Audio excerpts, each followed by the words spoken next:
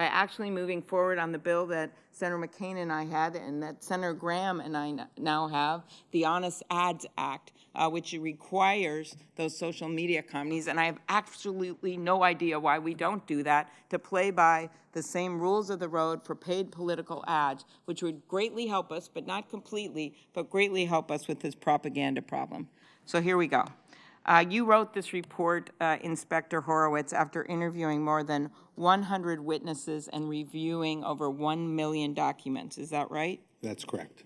And under department guidelines, an investigation has an authorized purpose if it is open to detect, obtain information about, or prevent or protect against federal crimes or threats to the national security, or to collect foreign intelligence. You found that the investigation at issue today was open to determine whether people associated with the Trump campaign were coordinating with the Russian government. Is that right? That is the reason the FBI provided.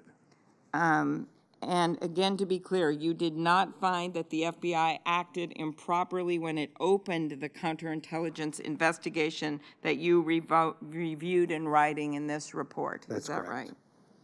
right? The department's guidelines also require that a decision to open investigation is supported by, as you describe in your report, allegations, reports, facts, or circumstances that indicate the possibility of criminal activity or a national security threat. You found that the FBI's investigation was predicated on a report from a friendly foreign government that heard that the Trump campaign had received some kind of suggestion that Russia could help them by releasing information that was damaging to Hillary Clinton. Is that right? That's correct. As a former prosecutor, I know that it is critical that the FBI is able to take an action like it did here to investigate threats to our national security. Do you think that interference in our elections by a foreign government constitutes a national security threat? Yes, I do. Okay. Does anything in your report call into question the finding in the special counsel's report that the Russian government interfered in the 2016 presidential election in a sweeping and systematic fashion? No, it doesn't. In fact, we cite the special counsel's report here in a footnote laying out all the different reports that have been released on that issue. Does anything in your report call into question Chairman Burr's statement, the Republican Chairman Burr's statement, that, quote, Russia is waging an information warfare campaign against the U.S. that didn't start and didn't end with the 2016 election? No, it doesn't. Does anything in your report call into question the assessment by FBI Director Wray that Russians' interference in our elections is ongoing and that its interference in the 2018 midterms were a, quote, dress rehearsal, end quote, for the 2020 elections? No, it doesn't. Does anything in your report call into question the finding in the special counsel's report that, quote, the Russian government perceived it would benefit from a Trump presidency and work to secure that outcome? We don't take issue with any part of the special counsel's report, no. Okay.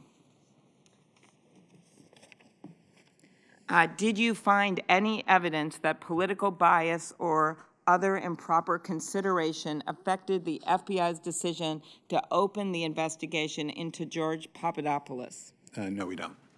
Did you find any evidence that political bias or other improper considerations affected the decision to open the investigation into Paul Manafort? No, we don't. Did you find any evidence that political bias or other improper considerations affected the decision to open the investigation into Michael Flynn? We did not. Did you find any investigation that political bias or other improper considerations affected the decision to open the investigation into Carter Page? No documentary or testimonial evidence or other evidence. So we are clear. Did your report uncover systematic political bias at the FBI? As to what we looked at in the openings, we did not find documentary testimonial evidence to support a finding of bias. Can you comment on why it is critical that the American people have confidence in the rule of law and the independence of the Justice Department? Absolutely. I also was a former prosecutor and federal prosecutor previously. I did public corruption cases in the Southern District of New York. And the whole foundation of the Justice Department and law enforcement on the federal level and at the state and local level is apolitical, non-political decision-making made by prosecutors and agents working together to protect communities. Very good. I want to follow up on your discussion on the issue you briefly discussed, whistleblowers, with Senator Feinstein, because it's so important, and I know that Senator Grassley also cares a lot about this issue. Can you speak generally to how often in your career information provided to whistleblowers has proved important and led to uncover wrongdoing? Well, I'll speak to certainly my experience in the 7 years as IG, as in the first instance. From the get-go, fast and furious, critical that the agents came forward there. We've found numerous instances in our audits and our reviews with whistleblowers coming forward and reporting evidence. And I'll add, going back 30 years to my career as a prosecutor in New York doing police corruption cases, we had a incredibly brave and courageous police officer who saw corruption in his midst and came forward and reported it, and allowed us to make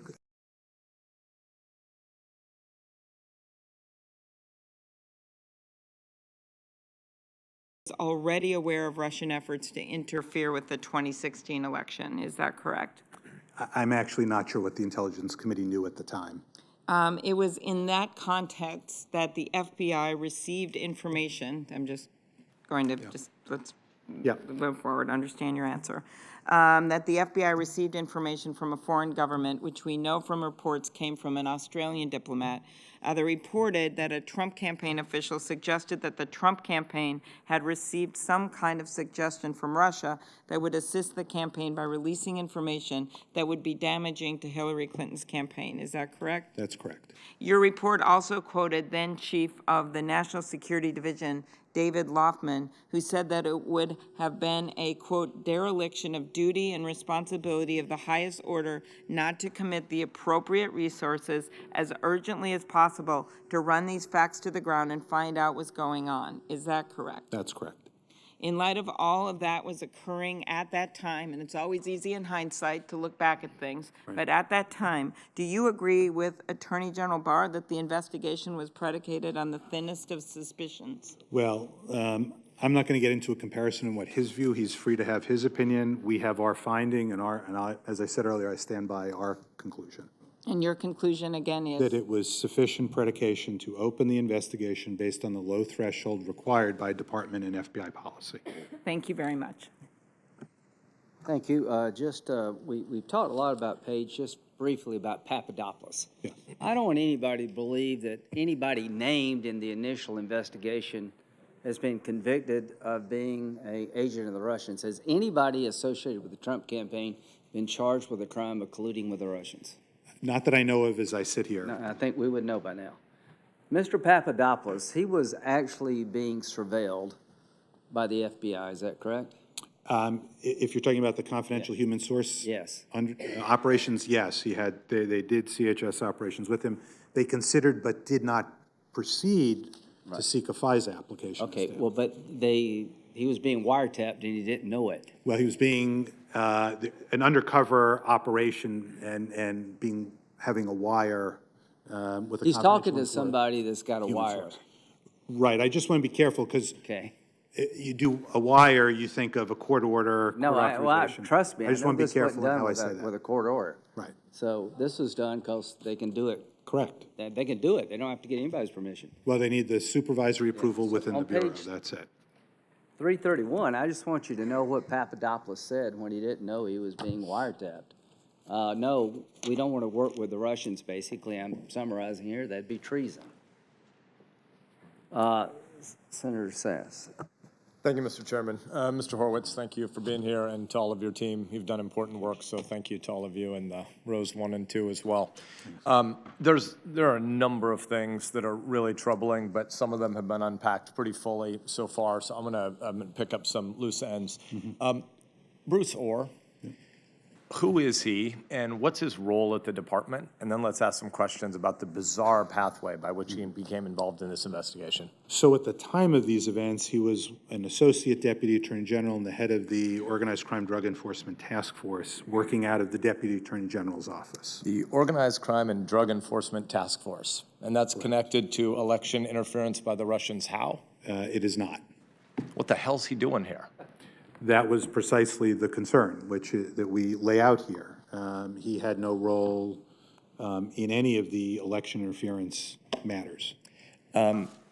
We have a bunch of people in the media who wanted to read this as a Rorschach test, and they wanted to have a predetermined answer for exactly how to interpret each piece of this. And so as the chairman began today, he said, predicate of investigation appropriate, but some minor mistakes and errors were made. You've outlined in this 478 or 434, depending on whether we count all the Roman numerals, page report, 17 significant errors in this investigation. Bruce Orr, who has a very significant senior role, ODAG, for those who don't know, the Office of the Deputy Attorney General, has primary oversight of all law enforcement agencies in America. So if you're in the FBI and you might make a mistake in your investigation, the people you'd be in trouble with normally are in the Deputy Attorney General's office. And here's a guy in the Deputy Attorney General's office who ultimately gets involved, inserts himself into this investigation. And I think it's pretty important to recognize we've got a massive cultural systemic failure. If a guy from ODAG, who should be doing oversight of this case, if he weren't off on another assignment about organized crime and drug trafficking, if he were going to get involved in this, he should be checking the work of the people who were doing the work. And there are a whole bunch of department protocols and provisions that were violated throughout this. But Bruce Orr, he ultimately decides to get extra information out of Christopher Steele after Christopher Steele or his employer, Fusion GPS, had been cut off by the FBI. Why did the FBI decide to no longer listen to Christopher Steele? So he was closed in November of 2016 after the FBI learned of his disclosure to Mother Jones magazine that he had been working with the FBI previously. And we know from the evidence that Senator Cruz went through, there were a whole bunch of subsources that Christopher Steele was summarizing, and the FBI at that point was believing he might be a credible guy.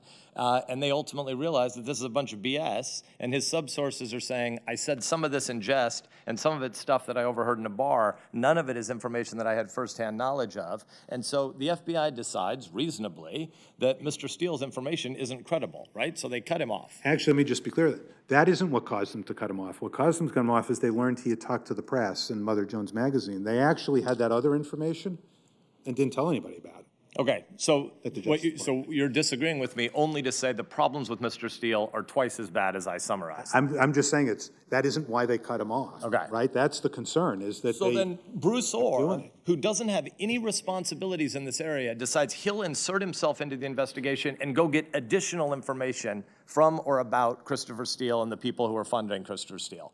Can you just remind us, who's Bruce Orr married to? Bruce Orr's spouse, Nellie Orr, had formerly been, at the time he started interacting in November 2016 with Steele, had been a former independent contractor for Fusion GPS. So in other words, Bruce Orr decides to insert himself into an investigation after the professional agents involved in this investigation said Mr. Steele isn't reputable, isn't credible, and has been talking to the media. So we're now not going to talk to Christopher Steele anymore. Bruce Orr says, actually, I should. And he meets with these people who are funding or who are the employers of Christopher Steele or own his dossier, who's also Bruce Orr's wife's source of compensation. Had been. Had been. As of, I think, September 2016, she had no longer been an independent contractor. And I want to also, I think it's important to be clear, because this is relevant, again, to the significance of some of the inappropriate actions here. The FBI was not a reluctant participant in this relationship that was the conduit from Bruce Orr, through Bruce Orr to Steele, as we lay out here. So I just want to be clear. They're not saying we don't want to deal with him. They're saying, oh, yeah, essentially, if you have something, we would love to hear from you. I want to just say that I wish Mike Lee weren't sitting here 2 people away from me right now, because as a national security hawk, I have argued with Mike Lee in the 4.5 or 5 years that I've been in the Senate that stuff just like this couldn't possibly happen. at the FBI and at the Department of Justice. So as somebody who is embarrassed on behalf of the FBI about your report, because I believe that it is critically important that we have the FISA statute, I think the FISC is an incredibly important court. The approval rating of applications that come before the FISC are off the charts. I don't know the current numbers, but a couple years ago when I saw them, I think it was 97.9%. Is that a fair? I think the last number I saw was roughly 98%. Okay, so a 98% approval rating of applications that come before the FISC. Why would it be that high? People would normally say, and I'm not asking you to answer that. I'm saying that the good answer is, in an ex parte, I'm not an attorney, but an ex parte proceeding before the court, when you, the American citizen who might be being surveilled or be suspected of something that would open a surveillance warrant against you, the assumption would be, if you can't be there to defend yourself, it's because the department's lawyers are so super scrupulous that if there's any information that might exonerate you or that might counteract the view that led them to first pursue a theory of the case that had them wanting to surveil you, they would say the bar is so high here, we'll always err on the side of privacy unless we believe there's a good reason to pursue this investigation. And so Mike Lee has warned me for 4.5 years, the potential for abuse in this space is terrible, and I constantly defended the integrity and the professionalism of the Bureau and of the department that you couldn't have something like this happen.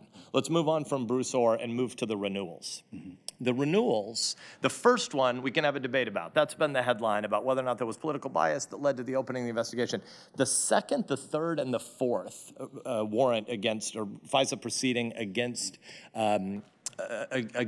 Carter Page are based on an assumption the court has that, hey, we got a bunch of information the first time we heard this case, and if we thought it was legitimate to open a case into this guy, the Bureau is going to have so much integrity and the department's lawyers are going to have so much integrity. If there's ever a reason for them to doubt information that led to the opening application they made to us, they'll bring us that information. So in renewals 2, 3, and 4, they bring none of this information, right? That's correct. They're not telling the department, so the lawyers at the department can decide what to include for the court. So I think we face a massive crisis of public trust in American life in general, partly because an open society is going to be susceptible to the kinds of influence operations that Russia runs against us on a daily basis in a clunky way, but that China is eventually going to run against us in a very sophisticated way. The real debate we should be having on TV and in the print journalist community about moments like this is not fundamentally about making this month 48 or month 49 of the 2016 presidential election that will never die. We should be having an advanced conversation about 2024, 2028, and 2032 when China with deep fakes runs influence operations against us that are going to be far more sophisticated and far more dangerous than this. And so if the Bureau functions this poorly during a moment like this, when we actually have a really sophisticated attack against the U.S., we're going to have a much, much bigger problem if the American people don't think they can trust this. And so whether or not people are going to agree with your opening headline on whether or not political bias was a relevant factor in the opening in the investigation, there is no doubt that there's a massive cultural failing inside DOJ and at the FBI that would allow renewals to come in the second, third, and the fourth case without anybody ever thinking that their work is going to be scrutinized again. If this is what happens in, this is arguably the second, third, or fourth most important investigation in the history of the FBI, if this can happen in an investigation where they would expect there's going to be a lot of subsequent scrutiny, what is your suspicion about what happens in a regular FISA application or renewal process? If the American people hear this and they say this can happen against a campaign for the presidency of the United States, what happens in an ordinary FISA case? That was exactly our concern and why we started this week a new review and audit to look at others, not only on the intel side, counterintelligence side, but on the counterterrorism side and on U.S. persons. What else is going on there?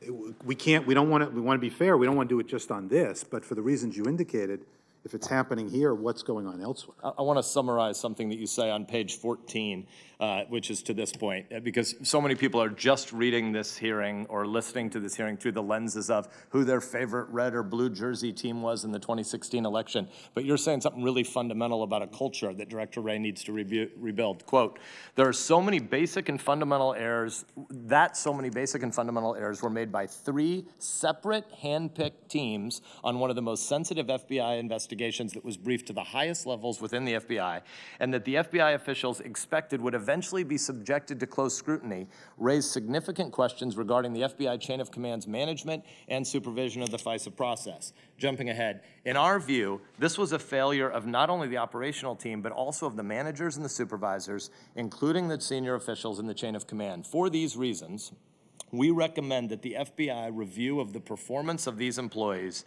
and who had the responsibility for the preparation, the Woods review, which is essentially where you check your work and you say, do we have any footnotes and could we corroborate this if we had to, if asked by the FISA court or other supervisors, or, picking up your quote again, approval of the FISA applications as well as the managers and supervisors in the chain of command of the Carter Page investigation, including senior officials, and take appropriate action, action deemed appropriate. This means potential discipline and firing, I assume. In addition, given the extensive compliance failures we identified in this review, we believe that additional OIG oversight work is required to assess the FBI's compliance with the department and FBI FISA-related policies that seek to protect the civil liberties of the U.S. persons, also known as the whole Fourth Amendment.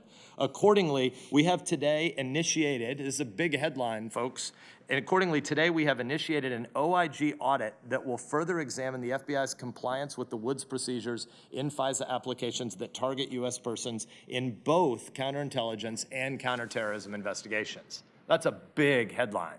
You're saying there is a systematic cultural failure of accountability at the Bureau related to the FISA process.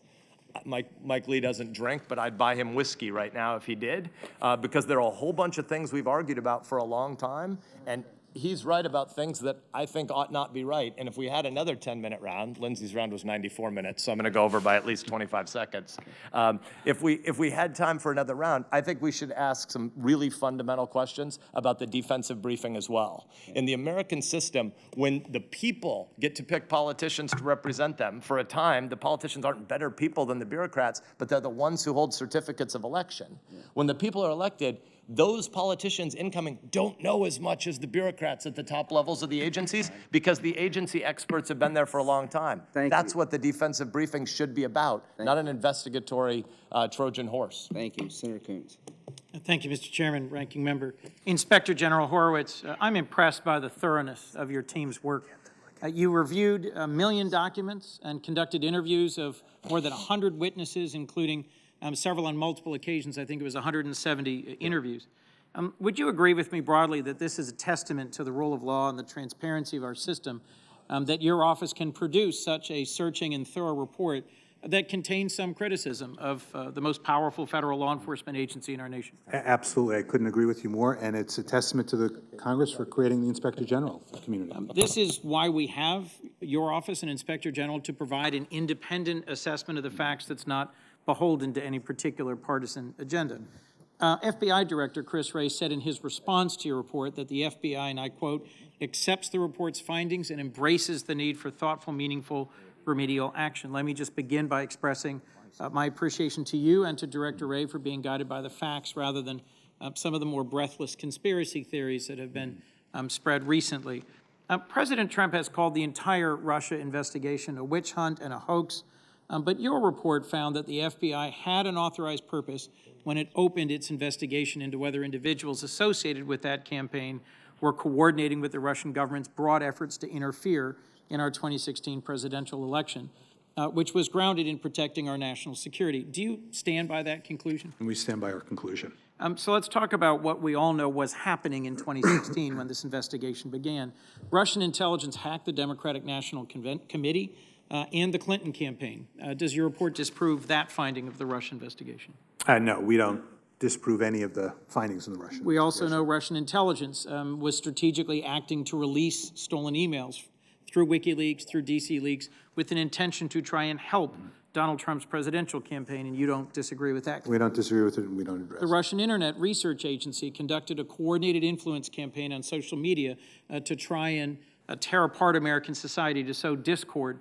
And your report doesn't disagree with that conclusion. Correct. So let me just, in summary, when the FBI opened this investigation known as Crossfire Hurricane, Russia was at that time engaging in an unprecedented and broad-scale attack on our election and our democracy. Then candidate Trump's response wasn't to denounce Russia's actions. It was to say, and I quote, as a candidate, Russia, if you're listening, I hope you're able to find Hillary's emails. It was to praise WikiLeaks for leaking stolen emails. It was even to suggest that Russia was not responsible. It might be someone weighing 400 pounds sitting on their bed in their mother's home. So all this was happening while the FBI was trying to protect our elections and our democracy. I would have preferred to see our president criticize then the Russians who were attacking our elections. But to your report, if I might.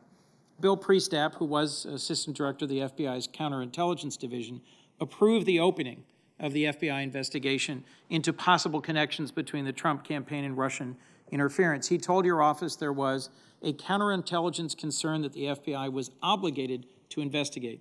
Did you find any evidence at all to suggest Mr. Priestap's actions were motivated by bias, by his political views, by partisanship, rather than his sense of obligation to protect the country? We did not. On March 4th, 2017, President Trump tweeted, "Terrible. Just found out Obama had my wires tapped in Trump Tower before my victory. Nothing found. This is McCarthyism." Did your investigation identify any evidence President Obama ordered the FBI to tap Donald Trump's phone? We didn't find any evidence the FBI had tapped any other phones or anything else other than the FISA that we addressed. But you did find that an FBI employee doctored an email in order to support the Carter Page FISA application, correct? Correct. Well, as your report concludes, and as many have said, I'm here to restate that that's inexcusable, and we must hold federal law enforcement to the highest standards, even those of us who support federal law enforcement. Let me ask a question about the response of the agency. Who appointed FBI Director Chris Wray? President Trump. And did Director Wray accept all of the findings of your investigation? He did. And that includes your finding that the investigation and related investigations were opened for an authorized purpose with adequate predication. Did he agree with that? That's correct. Okay. Your report identified errors the FBI made in conjunction with the Page FISA applications. We shouldn't minimize those errors, but I think it's critical to put them in context. Your report doesn't speculate as to whether a FISA warrant would have been authorized for Mr. Page if officials had considered all the relevant information in a timely way. Is that correct? That's correct. We don't speculate on what the And outcome Mr. would have Page been. wasn't indicted in the Russia investigation. He was not charged as far as I understand. But the president's campaign manager, deputy campaign manager, national security advisor, foreign policy advisor, personal attorney, and longtime strategist were all either convicted of crimes or pled guilty in federal courts. Is that correct? I think I followed the list, but Roughly. I understand what you're saying. I won't disagree with you. Let me. Did you identify FISA errors with regards to any other Trump campaign official who'd been under investigation? The only FISA we found existed was the one we've written about here as to Carter Page. So within the broader context of the Trump campaign and the investigation and the outcome, I just thought it was worth repeating that the Mueller investigation produced 37 indictments, guilty pleas, and convictions, and none of those are called into question by your report. Is that correct? We don't address those at all. So one point with some bipartisan agreement today, one of the only points I've heard with bipartisan agreement today, is a renewed interest in reforming the FISA process. And while we continue to consider as the Senate reauthorizing sections of the Patriot Act, I'd welcome suggestions from FBI Director Wray as to statutory reforms to ensure the errors we saw here in the Page process don't happen again, while ensuring the FBI has the authorities it needs to protect our nation. I'm encouraged Director Wray fully accepts your specific recommendations, but I think Congress should also consider reforms to safeguard civil liberties. In this regard, I'm more in Senator Lee's camp than Senator Sass's. IG Horowitz, do you believe some of the problems your report uncovered would benefit from congressional action to reform the FISA process? We haven't talked about this, but that's a very important point, Senator. As you know, we make recommendations to the department. We don't make recommendations to Congress. Congress, though, has, I think, important issues to think about in this report as to how this process can be improved and ensure that these kind of errors are addressed going forward. Well, Inspector General, I am grateful for your service and for your work. Let me just conclude with one last question. President Trump has repeatedly claimed that FBI agents and officials were biased against him and worked to favor the campaign of his opponent, Hillary Clinton. In your investigation, did you find that the FBI took any investigative step based on political bias against now President Trump? I'm going to be careful on that because of the referral we made per the IG Act on the altered email and some of the other issues we found on the FISA. But did you find any substantive investigative step that was influenced by political bias? Again, I'm going to be careful because we have a situation where we have the altered email by the individual who, as we know in the footnotes, had text messages that were concerning that were identified last year. So I'm going to defer on what the rationale might have been. What that one-step rationale might have been. But overarching, your conclusion was that the initiation of this investigation was well predicated and was for a lawful purpose. Correct. In terms of the opening, going back to the opening, correct. Thank you very much, Mr. Inspector General, for your report. But as to everything that followed the opening, there's a lot of concern. I have a lot of concerns about the FISA process and how that occurred. Not, to be clear, the confidential informant issue raises significant policy questions, but we found they complied with the policies there. Peter Strzok worked for who? Over time he moved up the chain. So, but at some of the key times here, Mr. Priestap. Okay. Senator Hawley. Let me just start where Senator Coons left off. So you have said that you had significant concerns about the authorization or the application for the FISA warrants, right? You said earlier when it came to political bias, when you move to the FISA warrants, things get murkier. I believe that was the word you used. Is that correct? Correct. Because you can open an investigation. I say this as a former law enforcement official myself. You can open an investigation pretty easily. You've testified today that it can be done quite easily. But when you actually start taking action, start taking steps, start gathering evidence, start surveilling Americans, that's when actually real questions arise. And your testimony today has been, and in this report, is that when that happened, there's potential concerns here about political bias. Is that correct? We have actions taken here that were not consistent with the rules, the practices, the policies, and what we couldn't reach a conclusion on is what motivated that. Yeah, I think that's very significant. I mean, let me just be honest with you. Here's the question that I'm struggling with. Which is worse?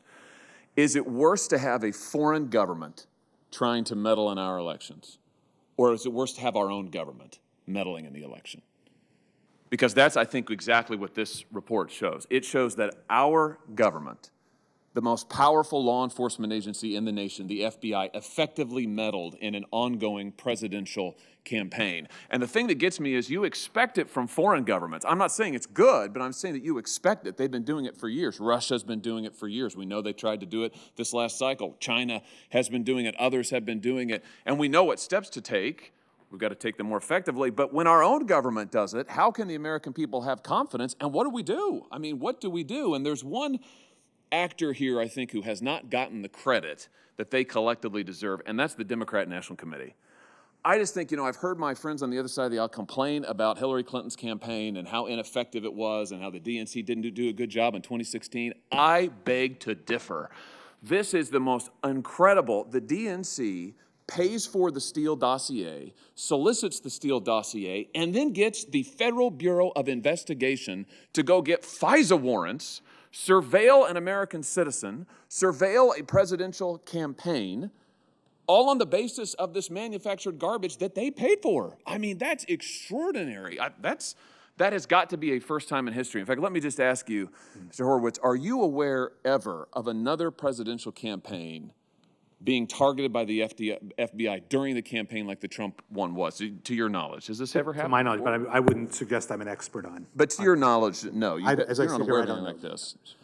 So, and I'm correct in thinking that the Steele dossier, the Fusion GPS dossier, was solicited by and paid for the DNC. I mean, that's correct based on what we know, isn't it? Or the Clinton campaign or the DNC, it was ultimately learned by the FBI that was the case, or that came to be their belief. And then, so we get the Steele dossier, it's fed to the FBI. The FBI goes and asks for these FISA warrants, which have all of the problems that you have articulated and that my colleagues have drawn out, including sometimes outright fabrication of evidence in these FISA applications. And then, not only does the FBI get a surveillance program ongoing effectively of a presidential campaign during cycle, but they also get, the DNC also gets, news stories written during the campaign about the surveillance program. In September of 2016, there's a story about possible counterintelligence investigation of the Trump campaign. In October of 2016, there's a story about the FBI investigating the Trump campaign, and we know on that last one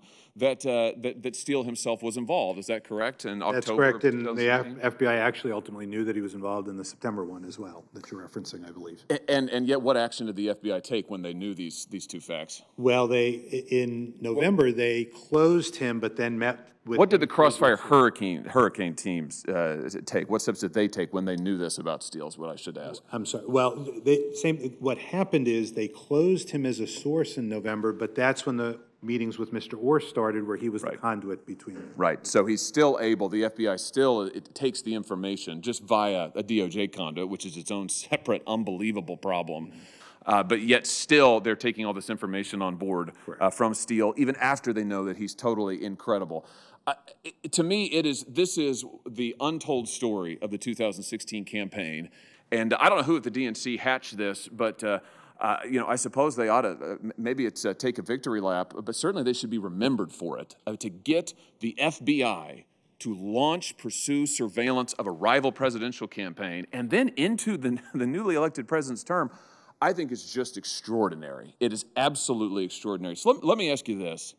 Are these individuals whose misdeeds that you have documented here in this report, the members, I'm thinking of the case agents, other members on the Crossfire Hurricane team, are they still, to your knowledge, working at the FBI? To my understanding, some are, some aren't. And why are those who are, why are they still there? What's your understanding? I think you'd have to ask Director Wray. And indeed, I think we should. What about the case agent who directly misled the DOJ intelligence attorney, Office of Intelligence Attorney, about Carter Page's relationship with other intelligence agencies in our government, who directly misled the OI about that? Is that person, to your knowledge, still at the FBI? To my knowledge, that person is still there. And is still actively working, maybe is still acting as a case agent, I think to your you'd knowledge? have to ask. What about procedures at the FBI? To your knowledge, what procedures have been changed at the FBI to date to prevent something like this from happening? I think all that I'm aware of is what's in Director Wray's letter that's attached here. But certainly there are far more reforms and changes that are needed to address all of our recommendations. That's a good beginning, but there's a lot more to be done. I will just say in closing, Mr. Chairman, that I think it is an extraordinary thing when the most powerful law enforcement agency in the country, maybe the world, is able to effectively intervene and influence a presidential election at the behest and with the cooperation of another political party. I mean, I've been saying for a long time that, you know, there's no collusion in the 2016 campaign. Maybe I'm wrong, but I think the collusion was between the DNC and the FBI, and it is, if we don't change something here, I mean, to see FBI Director Wray go out and say in the face of all of this that he doesn't think that this vindicates the FBI and he doesn't think there are any problems, I, for one, don't know how any American can have confidence in that institution and in the integrity of our elections if things like this can happen. So thank you, Mr. Horowitz, for the work you've done. Thank you, Mr. Chairman. Senator Blumenthal. Thanks, Mr. Chairman. Thank you for being here, Mr. Horowitz. And again, thank you to you and your team for your work. Do you agree that the FBI meddled in the 2016 election? What I found is what's in this report. I'm not going beyond. Did you find any evidence that the FBI purposefully intervened to affect the outcome of the 2016 election? We've written about what they did here and in last year's report, and I'll stand on those findings and those findings alone. I didn't find any conclusion that the FBI meddled or interfered in the election to affect the outcome. We did not reach that conclusion. You didn't reach a conclusion about the FBI intervening in the election or acting out of political bias, correct? I would say I'm going to stick by this report and last year's mid-year election report on what it did, because there are specific findings as to specific individuals. Let me ask you about some of those findings, but let me just say at the very outset, I know you're a career official, and I want to pay tribute to all of the law enforcement officials, particularly in the FBI, because I can see how some of what's been said about them might be severely and unfairly demoralizing. We have your back. We have your back. When you're out there enforcing the law with weapons pointed at you, and sometimes they are firearms and sometimes they are political weapons, we should have your back. So some of what's been said here by our law enforcement and to the United States, because we are discouraging able and dedicated young people from joining your ranks, and we need them. And I say that as a former United States attorney and a state attorney general who has worked with some of the best and some of the less best. So let me ask you a few questions about those findings. President Trump has said repeatedly that the FBI, quote, tried to overthrow the presidency. Did you find any evidence that the FBI tried to overthrow the presidency? No, what we found is, again, laid out here in this report.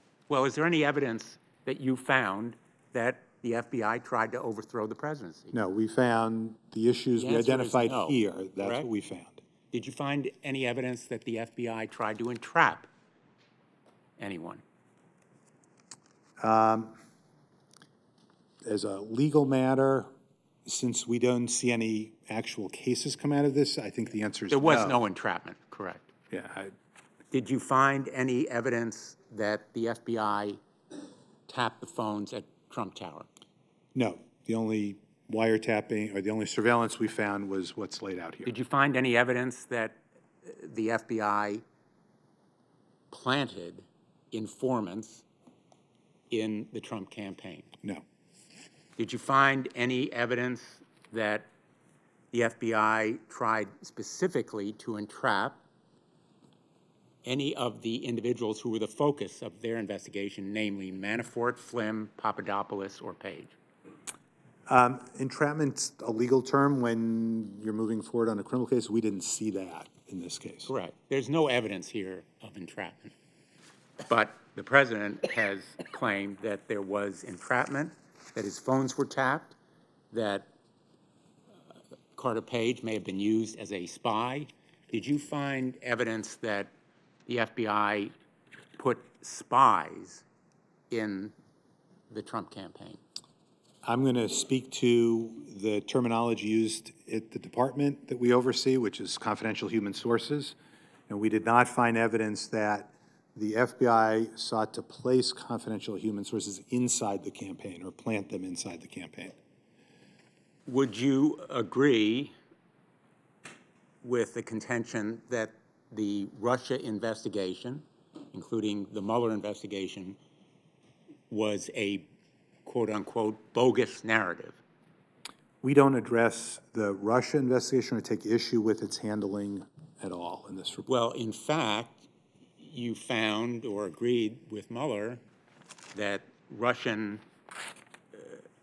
government attacked our democracy in a sweeping and systematic way, correct? We add a couple pages in here as background to reference not only the Mueller report, but other reports as well, including congressional reports on that issue. Did you show this report to Attorney General Barr before it was released? Yeah, as standard process, we provide this to the Attorney General and to the FBI Director. Did he suggest any changes? He didn't suggest any changes, and, you know, we He got didn't some... suggest any corrections? Well, he found a few typos and other things that he suggested we might want to think about. So you must have been surprised by his attack on you and your team. No, I had some idea he wasn't completely supportive of that. Do you think he was fair?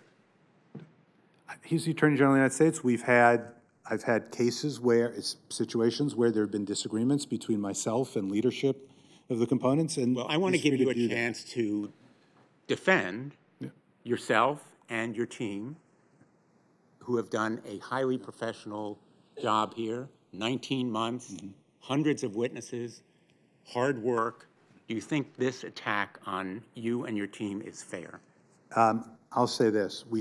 My defense of our team and our work is we stand by the report. Nothing I've heard changes our view. The department, the Attorney General, the Deputy Attorney General, the FBI Director, whomever, is free to disagree with my conclusions. If I took I didn't take the IG job to be popular and to not have my feelings hurt. I By the wouldn't be the way, IG if that was the case. I assume you would not agree with the characterization that the agents involved in this work on the investigation of the Russian attack on our democracy were quote-unquote scum, would you? I would not call people names like that. I welcome my colleagues' apparently newfound indignation about the potential reform of the FISA court and the process. And you well know, I'm sure, that reforms have been suggested. In fact, I authored the FISA Court Reform Act in 2013 with 18 co-sponsors, all Democrats. That legislation would have created a special advocate. It would have created other checks because the FISA process is secret, because ordinarily we don't want our adversaries to know we're investigating them, correct? Right. But there still needs to be checks and balances, scrutiny, to make sure that accurate information is presented to the FISA judges who work in secret. Unfortunately, a great many of those proposed reforms did not become law. Some did in the USA Freedom Act in 2015.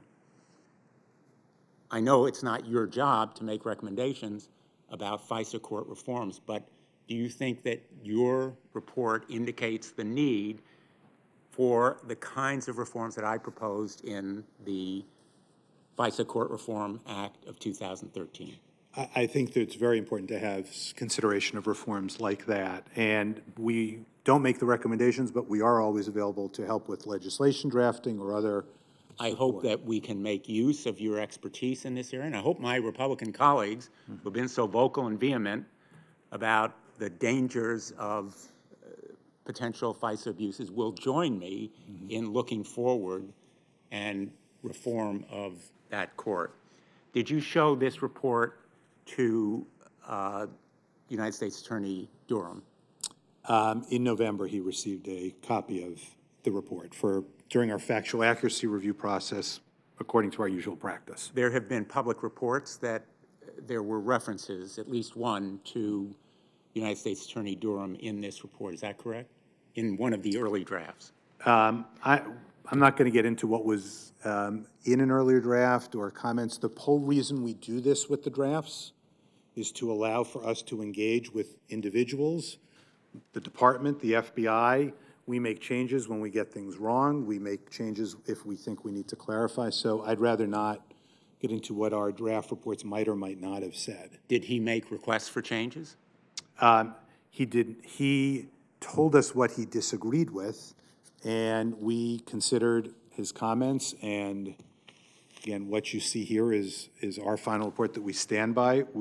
He disagreed on the predication question. I mentioned earlier the nature of our conversation. Did you remove any reference to him at his request? Again, I don't believe I can get into or should get into what our drafts did or didn't say. There are edits made through the review process, and there are many people who ask us to make edits. We don't make many, but I think if we start talking about what various people gave us comments on, it would be a challenge to do these reports, which is why, and partly, I was surprised by the press release.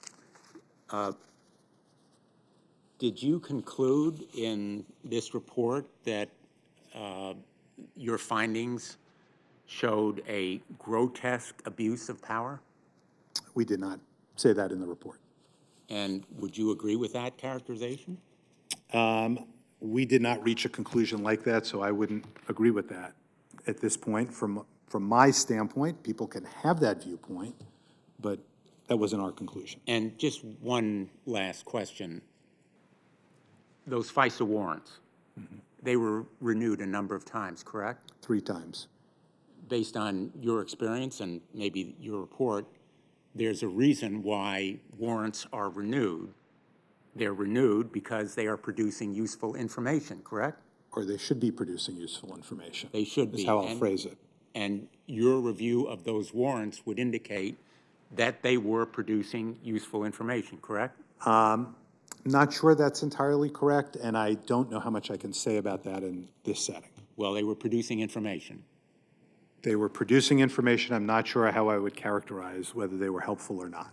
Well, one way or the other, far from being a bogus narrative, the Russia investigation produced 37 individual indictments, 7 convictions, 5 prison terms, and hopefully will send a message to adversaries, the Russians and other nations that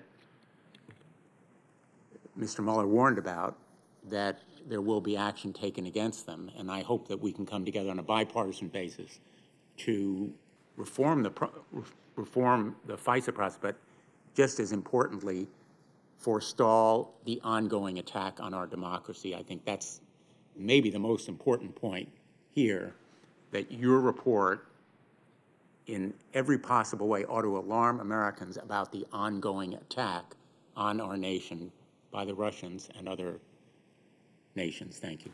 Thank you. Thank you. Senator Tillis, very quickly, I think Senator Blumenthal makes a good point. How would you describe the behavior here of knowing that the subsource disavows the dossier that was the primary reason you got a warrant, finding that a lawyer doctored an email to keep the investigation going in a way unfair to Mr. Page? This is not routine. Do you agree with that? It is definitely not. It certainly better not be routine, and I don't know any reason to think it is routine. Is it kind of off the charts bad? It's pretty bad. Thank you. Senator Tillis. That's a good prelude to where I wanted to head, Mr. Chairman. Mr. Horowitz, thank you for being here. You guys do great work. I have a lot of confidence in the IGs across the whole of government, and I commend your staff for the top-notch effort here. I don't think anybody's questioning the quality of your work. I'm not an attorney. I've never argued a case before the Supreme Court. I'm not a prosecutor or solicitor general. I'm a business person, so I've been trying to figure out how the average citizen would look at this hearing and try and understand what we're trying to get to here. You've mentioned once or twice that it gets a bit, when people ask you about political motivation, when it has to do with the renewal request for the FISA warrants, you've said it gets a bit murky. And I just decided, being somebody who used to do a lot of organization charts, that I'd try and explain to the American people why this gets a little bit murky. I'm going to focus mainly on the DOJ chart. This is roughly the organization structure that was in place with the DOJ. Before I do, let's get some of the characters who were not on the DOJ org chart, although very actively involved with those who were. So I want to get this right. This started with a dossier that was paid for to be prepared by Fusion GPS by the DNC, and Steele was a part of that process. Is that correct? That's correct. Okay, and then his primary subsource was someone who, when he was finally questioned, said they misstated or exaggerated our statements, that the alleged sexual activities were rumor or speculation, that the conversations were had with friends over beers and so on and so forth. So that was something after the dossier was used as a basis for moving forward with it. This is information that came afterwards that was known to people in this organization chart before they attested to a FISA court that the FBI found the Russian-based subsource to be truthful and cooperative. That's an accurate statement, but if they had included all the truthful and cooperative comments that he made, it would seem to me that that may have had a different effect on the renewal. It seems to me. Mm-hmm. And the omission of something as profound as this, to not infer from that there was a political motivation, or let's take politics out and say an agenda. This is something we want to get renewed. We want to continue the investigation. I don't understand as a non-attorney how that doesn't carry a fair amount of weight. Now I want to get to this organization chart. So here you can't see it, but it's on record with the DOJ. So I have Orr up here, who reports into the office of the DAG. Mm-hmm. When Steele was no longer allowed to speak with the FBI because he was shopping the dossier, I guess, to make money through the media or for whatever reason, then the FBI just conveniently accepted Orr's feedback from Steele. Now, Steele is somebody who worked for Fusion GPS on behalf of the DNC to get the dossier, which has now been largely proven false. His wife actually worked for GPS, not necessarily when the investigation was going on, but you could reasonably assume that she had relationships there. But when they cut off Steele as a source of information for the FBI, did I hear you right that multiple times the FBI seemed to warmly receive feedback from Steele through Orr? We identified 13 occasions. And so this guy on the org chart that's up here working for the Deputy Attorney General never communicated with any of his staff or any of his superiors that he was doing this. That's correct. Probably because if he asked for approval, he wouldn't have gotten. That's essentially what he Yeah. said. So he wanted to apologize instead of ask for approval. Now I want to go to this part of the order. What the American people need to know is these aren't people that aren't walking down the hallway and in the meeting with the director of the FBI. I mean, Lisa Page right here is on this org chart. She's a special counsel to Andy McCabe. As a matter of fact, it looks like Stroke and Page were in the office in roughly the time frame. This is something that's very important. This is somebody here on the org chart, somebody that works for the director of the FBI who says he's not ever going to be president, right? This other guy on the org chart, who you'll see in a future text message, talks about a meeting with McCabe, says, no, he won't, we will stop him. And then he goes on to say, I want to believe the path that you threw out for consideration in Andy, McCabe's office, that there's no way he gets elected. But I'm afraid we can't take that risk. It's like an insurance policy in the unlikely event that you die before you're 40. These are all people that are walking the hallways involved in this investigation, having those sorts of discussions about the President of the United States, or the candidate, and then the President of the United States. Is that one of the reasons why you're being fair-minded and saying it's murky as to whether or not there was a political motivation behind some of these behaviors and the false premise for the renewals of the FISA warrants? No, the concern grows out of the fact that all of the failures in the information that should have been given and wasn't given, and the question being, what was the intent? What was their intention, their motivation there? And what we determined was we couldn't definitively say what the motivation was. Are these pretty smart people? Fairly well-educated? At least well-educated. I don't know if they're smart. I assume so. I don't think hesitant they were on very that. smart, to be honest with you. I was going to say, yeah, They have law degrees, right? So you think at least some of them do. So you think the Woods Review, for people at this level of the organization, To be clear, the stuff that didn't happen on the Woods Review was basic stuff. Yeah. You didn't need to be a deeply experienced FBI agent to be able to do it the right way. Well, that's my point. So wouldn't you think that that would almost be muscle memory for people who are going through this process to know that they had an obligation to go through that? They clearly should have. And so wouldn't it also seem reasonable that if they didn't, you can't answer this question, but to me, it seems like if something is as standard as that process before you go to a FISA court, to not do it was something that they intended not to do. They didn't want to go through it. Mm-hmm. I mean, it seems to be a logical conclusion. And then you ask yourself, why? Well, because we don't ever want this guy to get elected president. And if he does, it sounds like they want to impeach him. I mean, I can't understand anybody working in this organization understanding the scrutiny that we placed under the FISA courts. And by the way, Mike Lee, count me in. Because we've now seen the abuses you've warned us about. You can smirk again because you were right. But, I mean, it just seems to me that this organization, this closely held organization of highly educated, highly experienced people, I have to believe that they were handpicked for this process. They were picked because they had some of the best reputations in there. They had to know that this was going to come to this, that it was going to be scrutinized, regardless of who the subject of the investigation was. If the names were changed and the parties were changed, we'd still be here. And it looks like they were trying to skate along the edges and get away with something to me. And I can't imagine that they did it for any other reason than a political motivation. And I don't expect you to respond to that because you're doing a great job of holding to the scope of your report. But nobody can tell me, with people of this caliber, with the record of partisan, vitriolic profanity about this president, to say, whoops, we just forgot to do a standard procedural review that you would probably expect one of their staff 2 or 3 levels down to know that you need to do it. It doesn't make sense to me. Now, I want to ask you another question. You've gotten a lot of questions today that had nothing to do with your report, and I think you've done a very good job of saying, I'm here to talk about my report. You didn't do a Russia collusion investigation, did you? We did not. You didn't re-prosecute the special counsel report, did you? not. Would you agree that you got a lot of questions today that had nothing to do with what you were here to talk about today? I certainly had several. Yeah. So I also wonder whether or not that was politically motivated. Let's focus on this. What I found interesting was that we do have people who are using this as a platform on the other side of the aisle that says, well, now we need to revise we need to look at the FISA process. I don't know why you'd use this as a platform to do that unless you thought that this is a clear case where the FISA process was abused.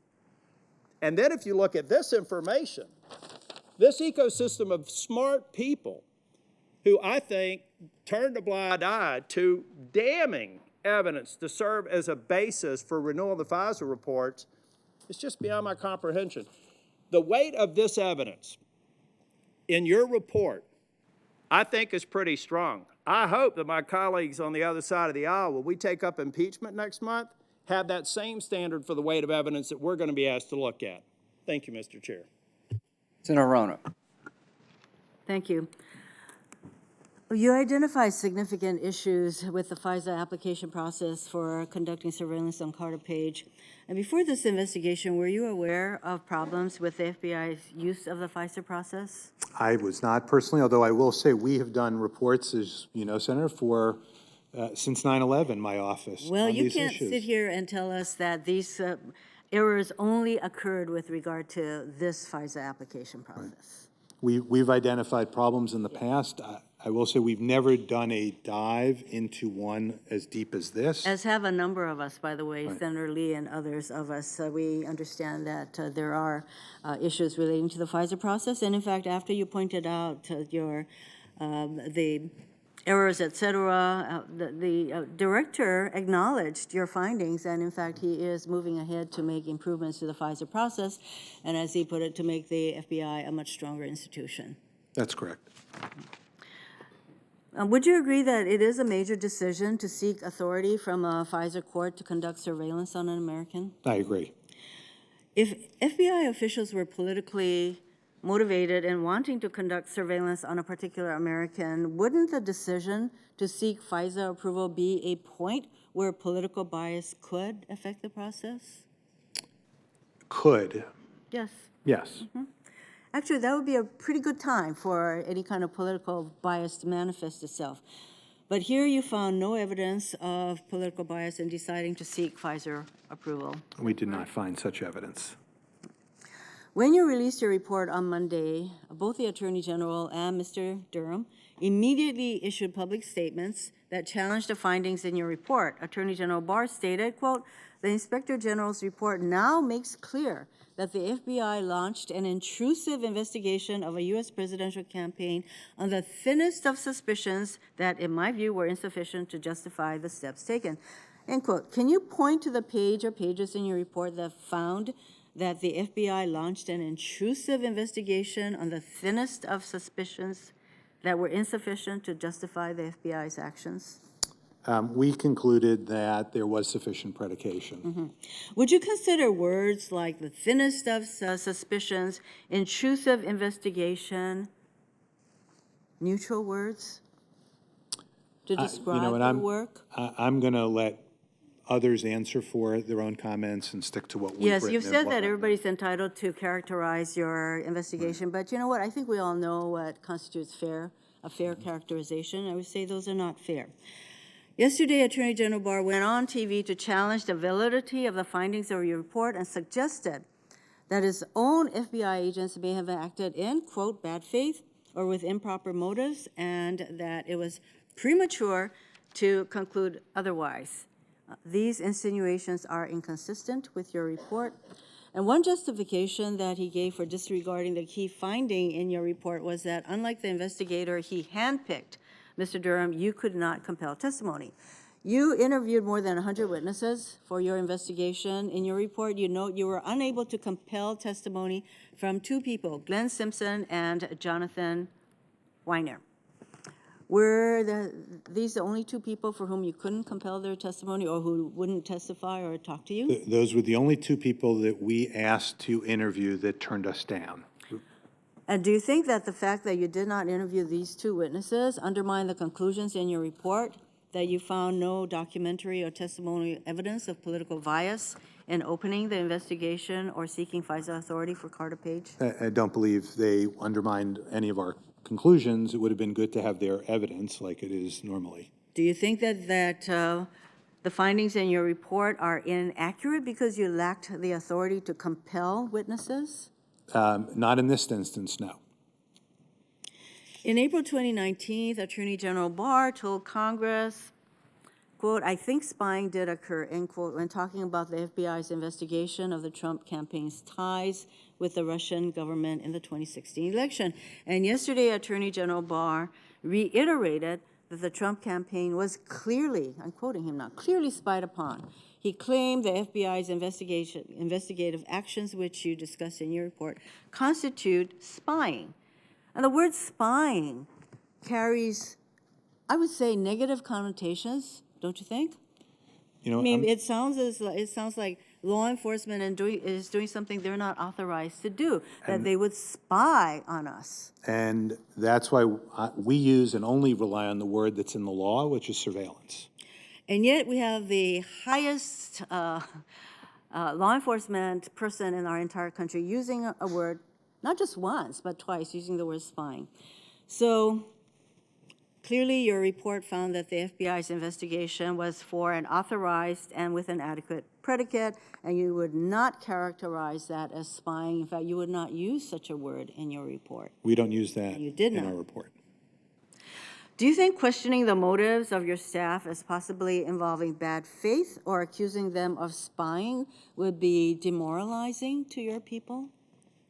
Let me put this, I would not speak to my folks about them acting in that manner. Do you think that's a really haven't great seen way that to either. characterize what you all do in your professional capacity? I think that's a rhetorical question. Yeah. You know, so describing Point your taken, though. law enforcement staff's investigations as intrusive and based on the thinnest of suspicions also casts aspersions on the professionalism of your people, and I think that is probably also not terribly edifying or supportive. Did the Attorney General provide you with any evidence to support his claim that the FBI agents were spying? In terms of evidence, we didn't get any evidence from the Attorney General. We did meet with Mr. Durham, had a discussion with him. But we, as I said, are standing by our conclusions. Does it bother you that you have the Attorney General using words like spying to characterize what the FBI did under an authorized process? You know, as Inspector General, I'm going to stick to what we do and what we've said and not try and guess the motives or ideas or thoughts of anyone else out there. Yeah, I don't see you jumping up and down in glee with use of such words. not. Let me go on. On November 21st, Dr. Fiona Hill, the former National Security Council Senior Director for Europe and Russia, warned that Russia has, quote, geared up to repeat their interference in the 2020 election. Even as we speak, that's what Russia is doing. She also warned Congress against promoting the fictional narrative that Ukraine, rather than Russia, interfered in the 2016 U.S. election. These conspiracy theories, she said, clearly advance Russian interests. FBI Director Wray stated on Monday that the FBI has no information that would indicate that Ukraine tried to interfere in the 2016 presidential election. And when we talk about interfere, we're talking about the kind of systemic, government-sanctioned interference with our election process that Russia engaged in. And there is no way that Ukraine engaged in that kind of systematic interference. So in all of the documents that you reviewed, 100 witnesses, did you find any evidence that contradicts FBI Director Wray's statement that the FBI has no information that indicates Ukraine tried to interfere in the 2016 election? We didn't see any such evidence, but I emphasize that wasn't Yes, I know. the purpose of our But you know what? You review. would think that you're looking through 1,000,000 documents. And yeah, Fortunately, there might not have been me, but the something. team, right? There might have been something there that referenced that maybe Ukraine was engaging in the kind of systematic interference that Russia did. I know that Senators Leahy and Klobuchar asked you about this, but I want to make it clear. Is there anything in your report that calls into question the conclusion of the Mueller report that Russia interfered in the 2016 presidential election in sweeping and systematic fashion? No. And of course, we all know that the Mueller investigation resulted in 37 indictments and 6 convictions of Trump associates. Is there anything in your report that calls into question Special Counsel Mueller's conclusion that the Trump campaign not only knew about Russia's election interference, but they encouraged it and expected to benefit electorally from it? No. I know you receive a lot of requests from Republican and Democratic members of Congress to do certain investigations, and I've been among those. I realize you have to take certain factors into consideration because you only have so many resources to conduct all these investigations. And one of the requests that I and my colleagues asked you to investigate was whether Attorney General Barr's handling of the Mueller report was misleading and whether he demonstrated bias in dealing with the Mueller investigation. In light of the factors that I'm sure you consider, will you take another look at the request that I and my colleagues sent you to see whether you're able to investigate any of them? So on that, Senator, first of all, I'd be happy to come up and meet with you and talk about it with you in person. Let me say I've had conversations with some of the members of the committee about this issue. It's the letters asking us to look at the conduct of senior lawyers at the department directly implicate Section 80 of the Inspector General Act, which prohibits me from looking at conduct of lawyers in their capacity as lawyers. Senator Lee has sponsored a bill that passed the House unanimously, bipartisan, full support, pending here. Several members of the committee have co-sponsored it. That provision prevents me from undertaking investigations of misconduct by senior department lawyers, or actually any department lawyers, just Well, to be this clear. is one time when I think, agree with Senator Lee in that needing to make that kind of change to enable you to make the kind of investigation that we're asking you to make. Thank you, Mr. Chairman. And again, I'd be happy to come up and talk with you about it further. Thank Senator. you. Thank you. I will keep doing this, and I'll apologize. Has anyone been convicted of the crime of working with the Russian government associated with the Trump campaign that you know of? Not that I know of. Well, they haven't. So whatever convictions have been attained got nothing to do with colluding with the Russians. That's what got us here. And about what happened here.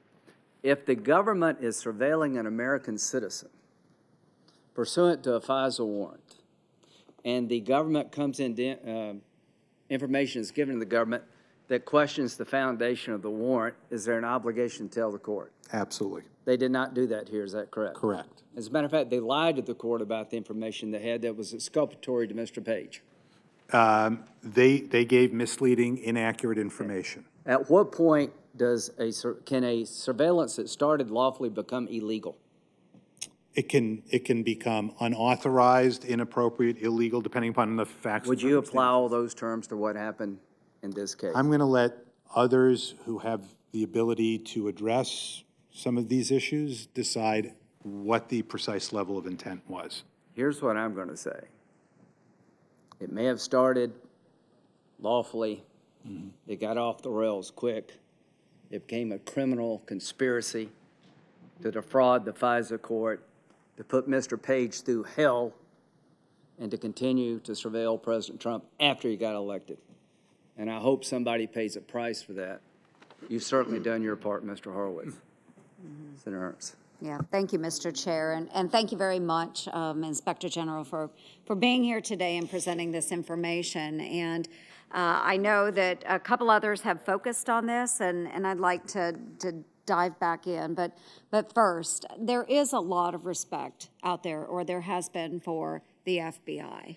And I remember as a kid, you know, watching movies or shows that portrayed the FBI, and we really thought, wow, those are the good guys. And I think what we have seen through the past number of years, number of months, is that a few bad actors have really squandered that away. And I think the American people look at the FBI and they think, wow, if they're doing this to a presidential candidate, what would they do to me as just a normal American citizen? Are they really there for me? So I'm just so sorry that this has led to this. Again, a few very bad actors. I heard somebody earlier saying, oh, the mistakes that were made at the FBI, the mistakes. It's not like, oops, I accidentally filed a FISA warrant or an application, a FISA application. Oops, that accidentally happened. That's not a mistake. It just reeks of ill wishes to do harm. So again, I just think the FBI, we've always thought of it as such a great institution, and now I'm looking at all this information. We've all reviewed the report, and I think, for God's sakes, what is going on here? You know, so thank you for doing this work. I think it's just really important we take a look at what's going on, why it happened, and I'd like to focus a little more just on the discipline aspect of this, because these mistakes were made by some people that really wanted to do bad harm to an individual illegally. So Peter Strzok was fired from the FBI. Is that correct? That's correct. Okay, so he still has a Merit System Protection Board that is not yet adjudicated. Is that correct? That's my understanding. Okay. Does that mean that the termination is final or not final? I'm going to get ahead of my legal employment law capabilities if I give you too many opinions on what his legal rights are in that regard. Okay, very good. Thank you. It seems that there was only one individual referred for possible criminal prosecution based on the IG review, and that's the person that altered the email to imply that Carter Page was not or never a source for another agency. So with that apparent concealment of facts from the FISA court, especially as they relate to the accuracy of Steele's reporting, can you explain why there were no more criminal referrals? What we ultimately decided was that the conduct here warranted sending the entire report to the FBI and the department for review, review from the line agent all the way to the top of people who were still at the FBI. And as we said, we didn't see documentary and testimonial evidence of intent, but we also didn't hear good explanations, which left us with an open question on what the motive was and what the state of mind was. And the adjudicative process at the FBI and the department will now assess that and look at that. So, so we don't know of anyone else that has been fired or reassigned? I don't know as I sit here. That would have to come from the FBI or the department. Okay. So with that, how many case agents involved with the FISA applications in your report are still active case agents today? As I sit here, I can't tell you the precise number. There are several who still are. That are active that are still active agents. Whether they're still in certain roles or not, I don't know. Okay, because you don't know specifically if they're still working as case agents, do you believe if they were working as case agents that the information contained in your report as it relates to those case agents should be released to other criminal defendants under the department's Giglio policy? I think this raises those kinds of issues for the department to review and consider what they have to do to remedy any wrongs here. Mm-hmm. And for those folks that are watching this back at home in Iowa, can you talk a little bit about the Giglio policy? So in criminal cases, for example, when an agent is found to have engaged in misconduct, whether by a judge or by the Department of Justice, there's an obligation under a Supreme Court case called the Giglio case to notify the defendant of the wrongdoing or harm or misconduct, impeachable evidence, those sorts of things. And that obligation is taken seriously, has to be taken seriously. As I said, I've done law enforcement corruption cases as an AUSA, and one of the first things we do, including now as IG when we find issues, is notify prosecutors and the department and law enforcement to ensure that they take appropriate steps in a timely way to make sure those agents, or if it's prosecutors, but agents we're here talking about, aren't continuing to pursue cases or aren't allowed to stay in those positions if they've violated the trust that they've been given. No, and I think that's important. The reason we're talking a little bit about this and discipline, policy, and procedures is because the American people, again, when they look at an institution like the FBI, they want to know that they are good guys. And if they are not good guys, they need to go. I think the American public gets tired of seeing bad actors with no repercussions. Very, very important from our standpoint as the Inspector General's office that there be accountability for all conduct across the board, but certainly for misconduct and performance failures, and those need to be taken into account. Yeah, performance failures, lying. I mean, there was a lot going on in the department. They weren't just mistakes, as somebody casually mentioned. These are not just mistakes. This was bad conduct. It was intentional. So I do think that as we see this move forward, that anybody that was involved in those malicious activities is gone. So a little bit about policy and procedures, just very quickly. The IG's office has previously identified a pattern of leaks and improper contact between FBI employees and the media. Part of the decision to work the Crossfire Hurricane case out of the FBI headquarters, it does seem to be due to the fear of leaks if it were actually worked out in the field. So can you characterize how much of a problem leaks are and those unauthorized contacts between the media and members within the FBI? So we identified this last year in our Clinton election report, the number of contacts, and we've seen it as we've done these reports subsequent to that in finding inappropriate, improper contact between agents and the media. Since our report last year, Director Wray has put out a new policy and undertaken new training to deal with that, or to try to address that and to change the culture, which is what we talked about a year ago.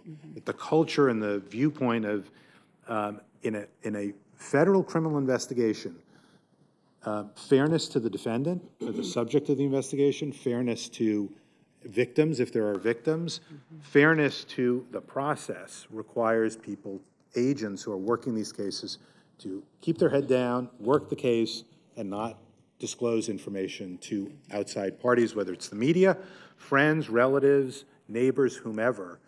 That information has to stay in the office. And so there has been a policy change, but what are the repercussions if someone is found guilty of engaging in those unauthorized contacts with media? So that's one of the things we're going to follow up with the FBI on, as we've done these cases over the last year. As we've referred them, what's actually been the penalty that's been imposed? What's happened to those folks, and how is that message getting out, not just publicly, but internally, that there are going to be consequences for that? Because without the consequences, the deterrent effect goes away. Right, absolutely. And there is no restoration of trust in the agency if there are not repercussions to those that are maliciously pursuing these types of activities. So I appreciate your time. I appreciate your team and the work that they put into the report. And in all fairness, we've got to do better. And we've got a long ways to go to restore trust in the FBI and anyone working with the FBI. So, again, I appreciate it. Thank you so much. Thank you, Mr. Chair. I yield back. Senator Harris, welcome back. Thank you, Mr. Chairman. General Horowitz, thank you for conducting your thorough investigation into the origins of the Department of Justice's Russia investigation. So your report makes clear that the FBI had a legitimate reason to investigate the Trump campaign. Is that correct? That's right. There's sufficient predication. And in addition, your office found no evidence that the FBI launched a politically motivated investigation. Is that correct? That's correct. And another key finding was that the FBI committed several errors in his applications and in their applications to surveil Carter Page. Or maybe more than several. And as the FBI Director Wray himself has acknowledged, your investigation found serious FBI misconduct that needs to be addressed, and Director Wray also said that the FBI fully accepts your investigation's findings. Is that correct? On the other hand, Attorney General Barr has been highly critical of your findings. During the final stages of your investigation, he even embarked on his own personal investigation by meeting with foreign leaders in foreign lands, apparently in search of evidence that contradicts the fact that Russia interfered in the 2016 United States presidential election to benefit Trump. Clearly, Barr's investigation, which was launched to do the bidding of President Trump, has two objectives. One, to undermine the integrity of our intelligence community. The goal, to cast doubt on the finding that Russia interfered in the 2016 election in order to benefit the Trump campaign. And two, to intimidate the men and women of our intelligence community by suggesting that our national security professionals will face serious consequences if they investigate wrongdoing on the part of this president or his operatives. So, General Horowitz, I appreciate your extensive work and the work that your office has devoted to this investigation. But in addition, you have the power and the duty to investigate misconduct committed by the Attorney General of the United States, who is doing the bidding of the President to undermine our intelligence community. And I trust you take that duty seriously. I do, and I'd just like to add that under the law, under the Inspector General Act, it carves out from my authority the ability to look at misconduct by department lawyers from the line lawyer all the way to the top and the Attorney General. But history has also shown us that the Inspector General can participate in an investigation of the Attorney General, and that in fact happened with General Gonzalez. Do you recall that? That happened, and it's worth noting, that happened after the Attorney General said our office was not going to get the case, that it was going to go to the Office of Professional Responsibility, and the choice for our office was whether to join that investigation or not. But that wasn't initiated through us. So and that's the important point. The law has to change, Senator, and it should change. So are you recommending the law? Absolutely. If I propose legislation that would change the law, would you support that? Yeah, absolutely. In fact, there's legislation. Senator Lee has sponsored, several members have co-sponsored. The House has passed this unanimously. And you would support it? Absolutely, 100%. Okay. So it was recently reported that the president's personal attorney, Rudy Giuliani, asked Ukrainians to help search for dirt of the political rivals of the president. In exchange for the help, Giuliani offered to help fix criminal cases against them at DOJ. Giuliani and his associates, two of whom have been indicted and are now in federal custody, allegedly reached out to a Ukrainian energy tycoon who faced legal problems in America. In exchange for helping find dirt on the president's political rivals, Giuliani's associates reportedly connected the Ukrainian with lawyers who could get a top-level meeting at the United States Department of Justice. In essence, Giuliani's scheme was an attempt to trade get-out-of-jail-free cards for political favors. As part of Giuliani's plan, Attorney General Barr met with the Ukrainians' lawyers, who asked that the Department of Justice withdraw evidence in the tycoon's bribery prosecution. Earlier today, you said you are not investigating matters related to ongoing Ukraine issues. Does that mean that you have decided not to investigate these incidents? No. As I think mentioned in a recent letter, and I've been in touch with fellow IGs who've been asked by members to look at those issues. We've been in communication with each other. I think as Mr. Fine, the Defense Department IG, wrote to several members of Congress, he was foregoing at the time undertaking any work while the House investigation proceeded and any matters here in the Senate. And you know, as I mentioned, we will look accordingly at any action that we have the jurisdiction to review. Getting back to the Section 80 discussion, no other IG has that limitation, by the way. So they can investigate their secretary, deputy secretary, administrator, whomever. I just point that out because that's important to keep in mind as we get requests. And why are we different than the State Department IG, the EPA IG, Couldn't the other agree with you more. IGs. Couldn't And agree that's with you the more. issue. Do you agree that if true, Giuliani's scheme is alarming? I think anything like that would be very concerning. And Mr. Giuliani recently returned to Ukraine in search of dirt on the president's political rivals, apparently in order to cook up a dossier of his own. Yesterday, he told reporters that President Trump asked him to brief the Justice Department and Senate Republicans on what, if anything, he finds. Do you and are you concerned that the Justice Department would coordinate with the president's personal lawyer on a scheme clearly designed to benefit the president's political campaign? I'm going to look at the evidence myself and facts. I've learned to, before taking any action, to not just rely on news reports or other allegations, but to actually spend the time to look at them. So I'd ask to take a look at that, and again, happy to come in and meet with you and talk with you about Please do. I'd appreciate that. Is it appropriate for the Attorney General or anyone at the Department of Justice to take actions that are solely designed to benefit the president politically? I think that would create questions about on various rules at the department and practices at the department. During Attorney General Barr's last appearance before this committee, I asked him, has the president or anyone at the White House ever suggested that you open an investigation of anyone? Mm-hmm.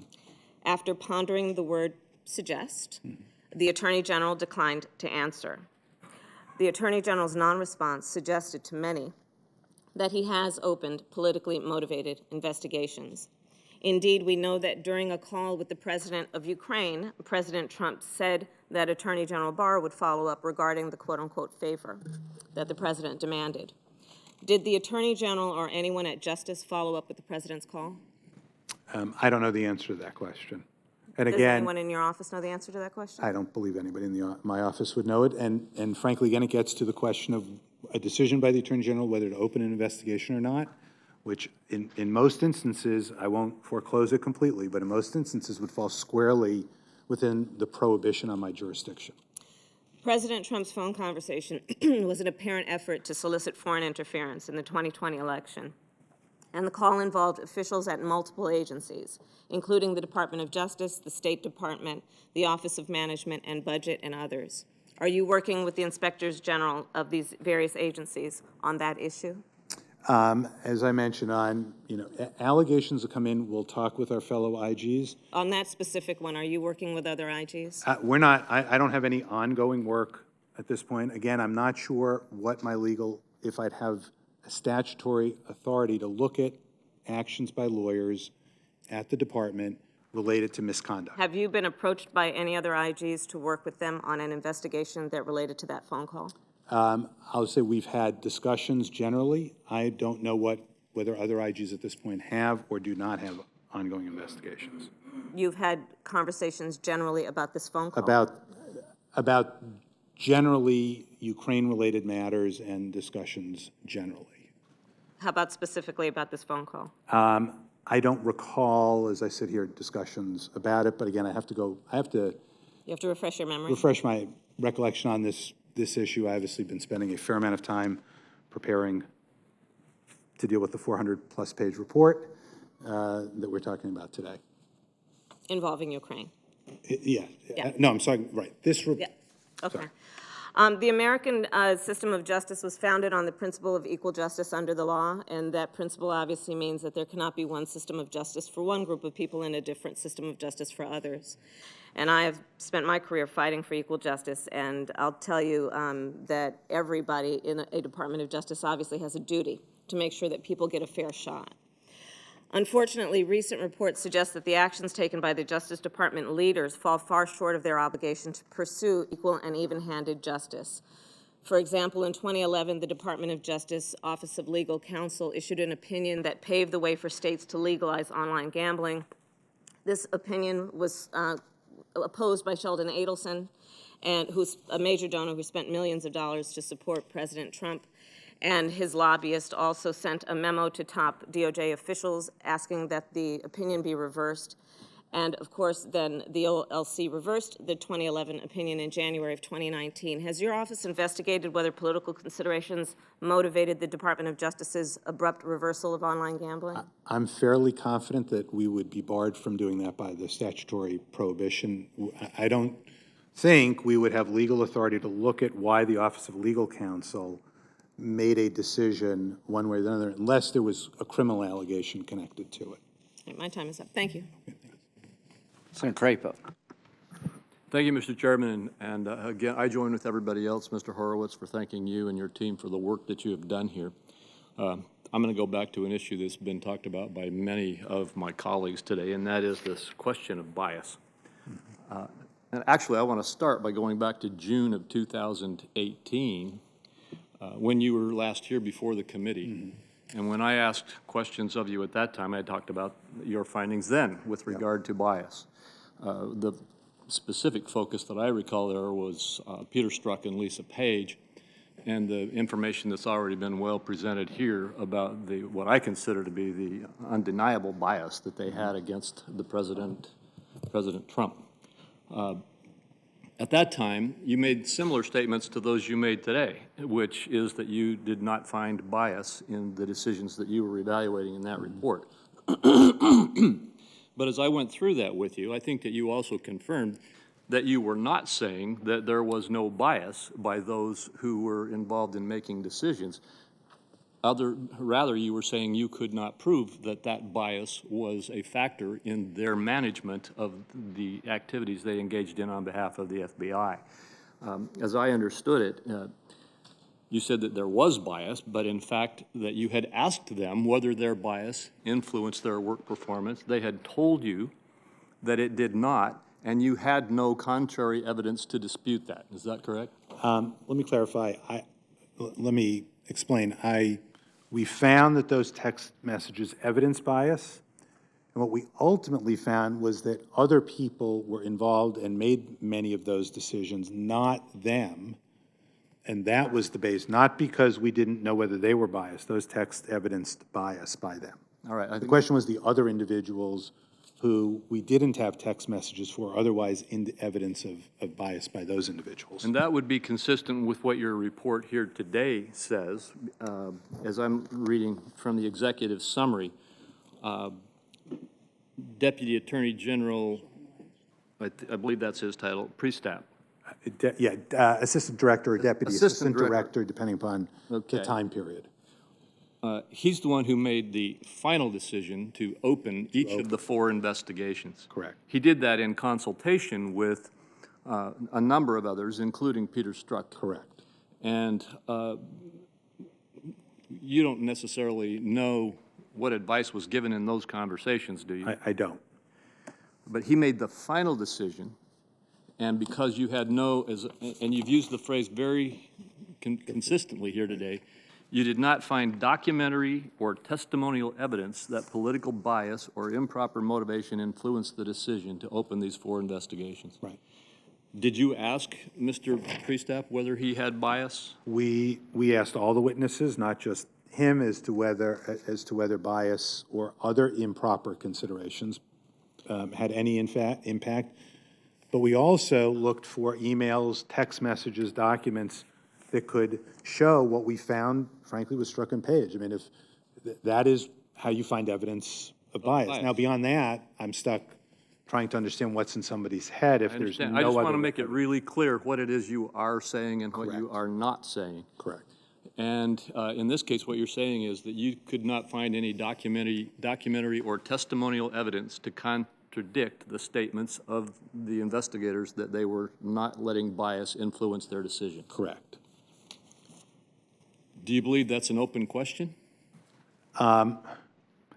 I mean, I can only speak to the evidence we found. I think the important point here, and I made earlier, is all the evidence is here. People are free to consider, evaluate what they think ultimately people's motivations were. We don't reach a definitive conclusion. You aren't making that decision. We're not making a decision on ultimately information, evidence we don't have that somebody may have acted. But there's, in my opinion, and I think in the opinion of most of us who have, on this side of the aisle at least, who have talked to you today, I think there's tons of evidence of bias here. In fact, you have referred for further action to the Attorney General, one case for criminal prosecution, if I understand it right, and other cases of how many other individuals? So, but I want to be clear, we're talking now about the FISA as opposed to the opening. I understand, and there is a distinction There's a between the opening of the very investigation significant distinction and the about the conduct of the investigation. Correct. And so I'm moving, I understand that. In fact, I appreciate I've tried your to making separate that those two. clarification. Because in the conduct of the investigation, it appears to me there has been intense bias.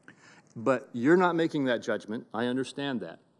You're referring that to the Attorney General, correct? Mm-hmm. And the FBI for adjudication, And the consideration FBI, of this. understood. And I How to- believe in response to Senator Ernst's question on this same issue, you indicated that similarly, since you could not find any documentary evidence or testimonial evidence to contradict their statements that they were not biased, that leaves an open question as to what the FBI or the Attorney General will find with these referrals. There are significant serious failures here on the operation of the, particularly in connection with the FISAs, whether it was sheer gross incompetence that led to this versus intentional misconduct and what the anything in between and what the motivations are, I can't tell you as You're I not sit here making today. that decision. I can't tell you as I sit here today because I don't have enough evidence to reach a conclusion. But if someone were to characterize what you are telling us to be that you're telling us there is no bias here,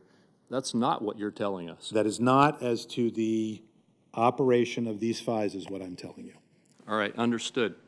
And I did want to get to this question, though, about the operation of the FISAs. And again, you may not answer this, and that's fine. But it seems to me that if we go beyond the bias question to intentional versus grossly negligent, it seems to me that the kind of misconduct that has been presented by you and reviewed by our chairman and many others here today is mind-numbing to consider that it could be just accidental. Can you reach a conclusion like that? I'd be skeptical, but I understand why people would be skeptical of that. There is such a range of conduct here that is inexplicable, and the answers we got were not satisfactory, that we're left trying to understand how could all these errors have occurred over a 9-month period or so among 3 teams, handpicked, one of the highest profile, if not the highest profile case in the FBI, going to the very top of the organization involving a presidential campaign. Well, I understand that. I appreciate that. I think it is explicable. But I understand that you can't, or at least aren't, going to make that jump. You are going to refer these cases. Mm-hmm. And I appreciate that. Is criminal prosecution a possible action in the cases other than the one you've specifically referred? I wouldn't want to prejudice or prejudge anything. I'd leave it to the department to speak to you on that. All right. Let me go on for just a moment. Let's move to the whistleblower question just once more. I'm shifting topics completely. It's come up several times today, and I understand your point that a whistleblower is entitled to anonymity. Mm-hmm. Explain to me how it happens that the person accused, when a whistleblower makes an accusation, can have the right that most Americans think they should have to confront those testifying against them. How is that accomplished? So I'll speak to what we do. We get anonymous allegations frequently. We get people coming forward who are reporting misconduct who want to be anonymous, want to stay anonymous. So we get them both ways. We get people walking in saying, keep me anonymous, and anonymous complaints. We move forward on both if we think they're sufficient to move forward on and predicated and have support. But we then have to prove the allegations and get corroboration for it, because you're right, the individual, if there is a finding of misconduct, has a right to ultimately challenge the evidence found. But it doesn't necessarily mean that they get all the way back to where the nugget started if that information is corroborated through other means. And the IG Act requires us actually. The law says, and Senator Grassley obviously has had a role in this, makes it quite clear. We are not, unless we're legally obligated to provide the information, the law requires us to do so. It's our obligation as IGs to keep that information. Well, I appreciate that, because as you know, we may face that question here in the Senate relatively quickly. Last quick question, and I'm running out of time, so I just would like a quick answer if you could. I'm trying to find out who brought the Steele dossier to the attention of the FBI for the investigation. Was that Andrew McCabe or was that Bruce Orr? So it was Steele in July 5th of 2016, going to his handling agent. The agent, there's a dispute whether he was a confidential source or not. We spend a number of pages on this. But the agent that Steele had a relationship with is the agent he went to with some of his reports.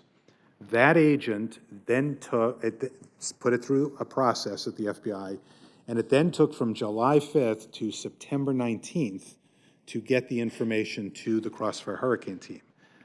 Eventually, in that meandering over the, what is that, 2.5 months, there is information that we conclude in here that Mr. McCabe was involved in referring it over to the Crossfire Hurricane team. All right, thank you.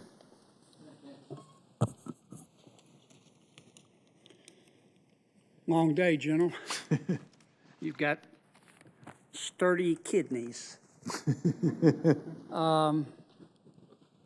Hopefully for 20 more minutes. Yes, I'm going to try to land this plane early.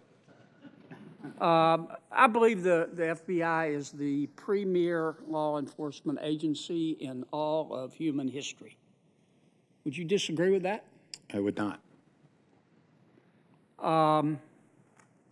But clearly we've got some bad apples. Mm-hmm. I want to thank you, and I want to thank your team for your usual superb job.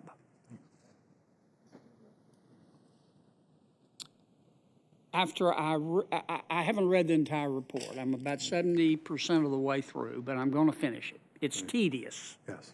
I don't mean that in a pejorative sense. It's supposed to be tedious. Right. After about 15% of the way through, it made me want to heave. After about 25% of the way through, I thought I'd dropped acid. It's surreal. Mm-hmm. I mean, I just couldn't believe it. I've read it multiple times, and every time I read it, Let me ask you this. How many members comprised the misfire hurricane team? Mm-hmm. There were 3 teams over that period of time. I would venture to guess, again, depending on how you count them. Just roughly. At least half a dozen to a dozen on each of those iterations. I'll turn around and see if I'm somewhat close. Does that include their supervisors? Generally All of speaking. them. Half dozen to a dozen? And probably a little bit more if you're going to go all the way Okay. up the chain through all the different levels at the Bureau. Do you or your team have a feel for how many of these folks are still at the FBI? I know you tried to answer that. Does anybody know that? Well, the higher level people, as you know, have changed over in the last year. So the director, deputy director, et Right. cetera, the assistant director, deputy assistant director, a lot of people at the upper levels are no longer. But are some with of the Bureau. actual agents, Some of the agents are still there. Some are of the they still first-line working on supervisors. FISA applications? I would encourage you to speak to the FBI about that. Yeah, well, I think we they will. have. Yeah, I think we will. I think they've taken some steps in that regard, I understand. It's easier to divorce your spouse around here than it is to get fired. Mm-hmm. That's clear, at least at the FBI. Mm-hmm. Is Mr. Orr still at the Department of Justice? That my understanding is he is. He's still there? That's my understanding. How long within the FBI, I know you just issued your report, but how long within the FBI has this been knowledge? So we sent the draft for classification. Not end of your August. document, excuse me Oh, for I'm sorry. interrupting, but just the fact that there was a major league screw-up here. It evolved over time. They did not know a lot of this until we found it. But they So, know for it example, now, the right? altered email, they Chris didn't know Ray that. till knows I- it now, though, right? Oh, yes. Okay. That's what I was saying, as of the end of August. Does your report vindicate Mr. Comey? It doesn't vindicate anyone at the FBI who touched this, including the leadership. Does it vindicate Mr. McCabe? Same answer. How about Ms. Page? A little different there, because as we found here, she wasn't involved in this, so I actually don't, largely wasn't involved in this, so. She participated in the In some discussion. discussions, but was not in the FISA chain, which is, On that note, who briefed the agent that was sent to surveil Michael Flynn during the meeting with President Trump? that was discussed up and down the chain at the FBI. Okay. So that was not a hidden fact or hidden information. All right.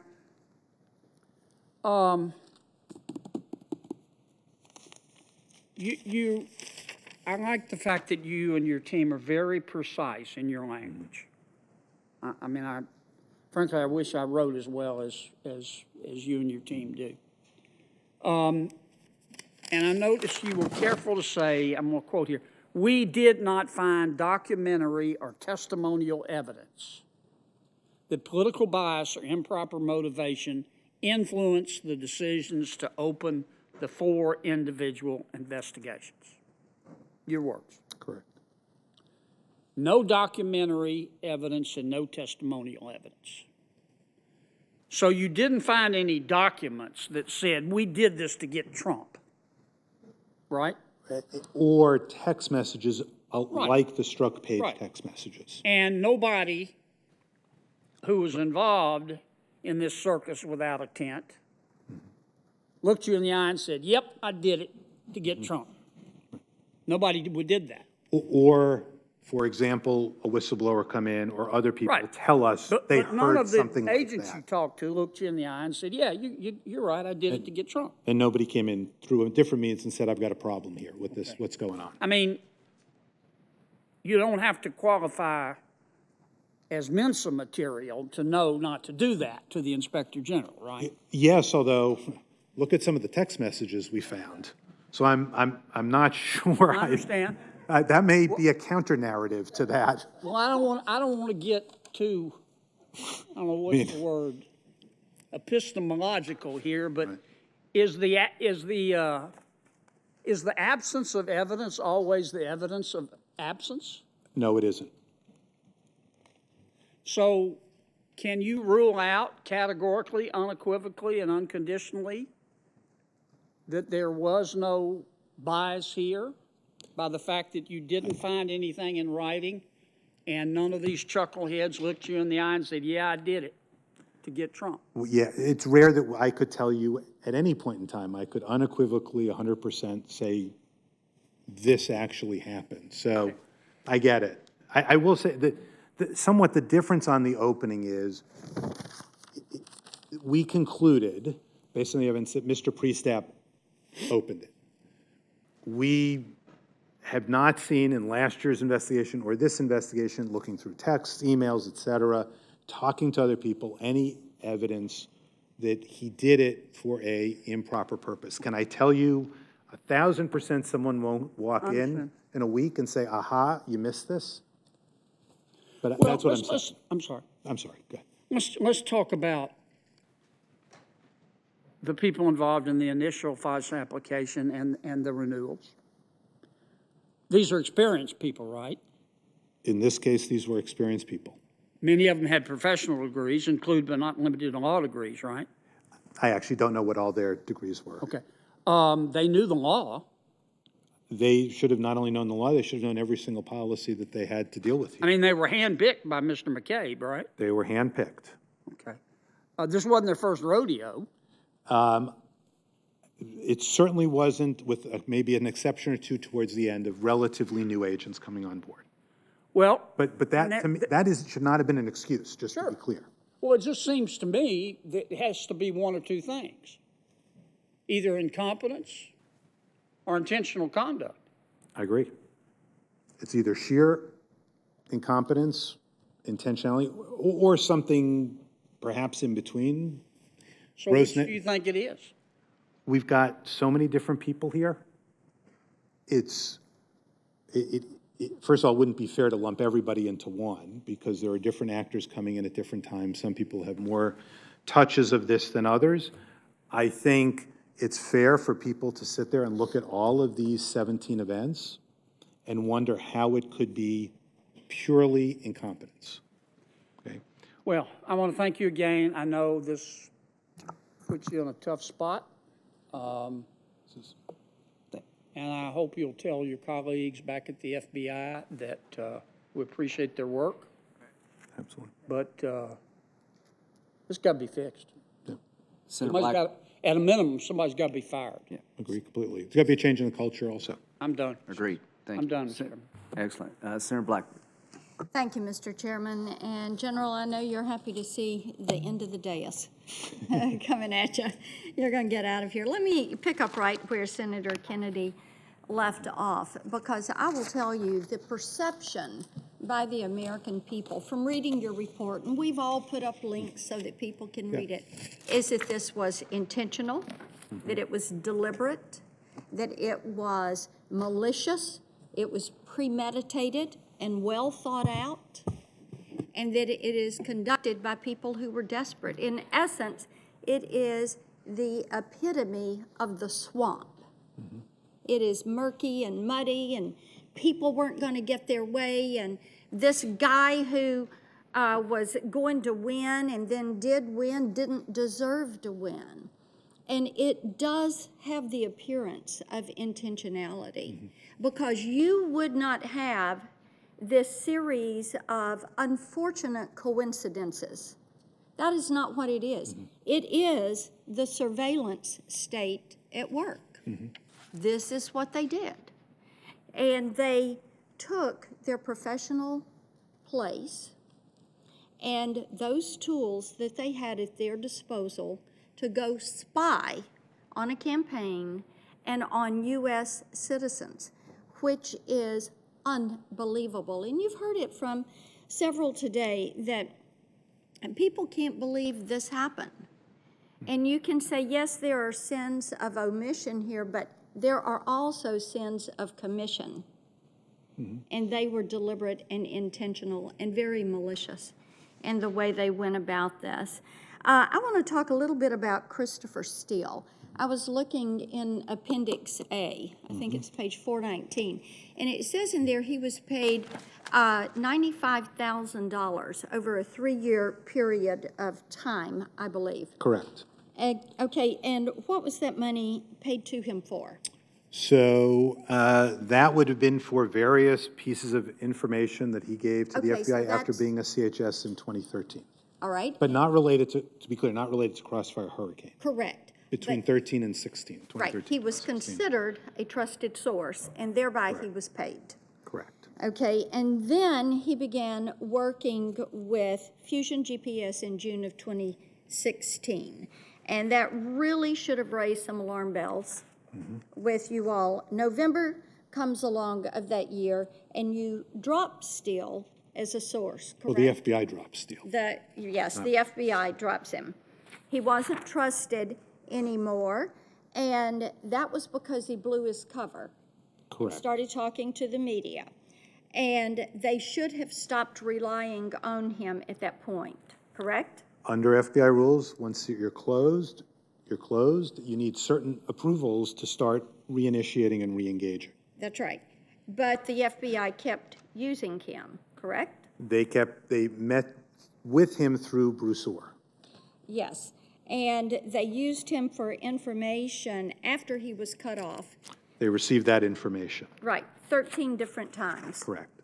Correct, okay. So then we get this dossier. It is used as a big part of setting up this entire process for the FISA application. And Christopher Steele, people at the FBI know Christopher Steele was untrustworthy. He was an untrustworthy foreign actor. He was a political hack. He didn't like Trump. He was being paid by the Clintons, but they still pushed forward with using him and exercised extremely poor judgment, correct? Certainly, once they found out that he had done, they had decided to close him, they should have followed the rules if they wanted to re-engage with him, but they had plenty of information to question the validity and the bona fides of some of the reporting. Should Bruce Orr be held criminally responsible for his conduct? You know, we make a recommendation to the department And that's for to others review. to make. Others will make the Yes. decision. Let me ask you, a couple of times we've heard about lower level FBI agents and lawyers who had generated some of these inaccuracies, these 17 inaccuracies. So what is the process for supervisors fact-checking? So under the Woods procedures, these factual accuracy procedures put in place in response to prior instances found of the failure to accurately relay information to the court, the first-line supervisor is supposed to go through and recheck the process to make sure it was done. That did not happen here. And On multiple occasions. Right. And why did that not happen on these multiple occasions that this work was not checked? Because we were given explanations ranging from a lack of understanding of the process to So they were trying to skirt not only the rules, but the law. we got a lot of explanations that we didn't find particularly satisfying. That they were skirting the law. I think what they did to Carter Page, as you have heard, is just unbelievable. Let me ask you this. How often do you find mistakes in a FISA application? Well, this is actually the first time my office has done a deep dive into a particular application. We've done higher level reviews on the FISA process and have found various issues at a higher level, but this is the first time we've actually been able to delve in this way to a FISA. It's a fairly unusual occurrence. Let me put this, I would hope so. If it's not an unusual occurrence, there are more cultural problems than you know about at the FBI, correct? That's correct. I would say so too. Okay. I want to touch on accountability in the short amount of time that I have left, because I think it is absolutely just infuriating to the American people that those who executed this exercise, which should have been called Operation Takedown Trump, because that's what they were doing, that they are still getting a taxpayer-funded paycheck, they're still getting taxpayer-funded benefits and vacation time. When they take off for Christmas, they're going to be on the taxpayer dime. And you know, around here, from time to time, you'll hear people talk about those that went after the late Senator Stevens. One of them still working for the U.S. Attorney's Office up in Anchorage. Another one is working in Spokane.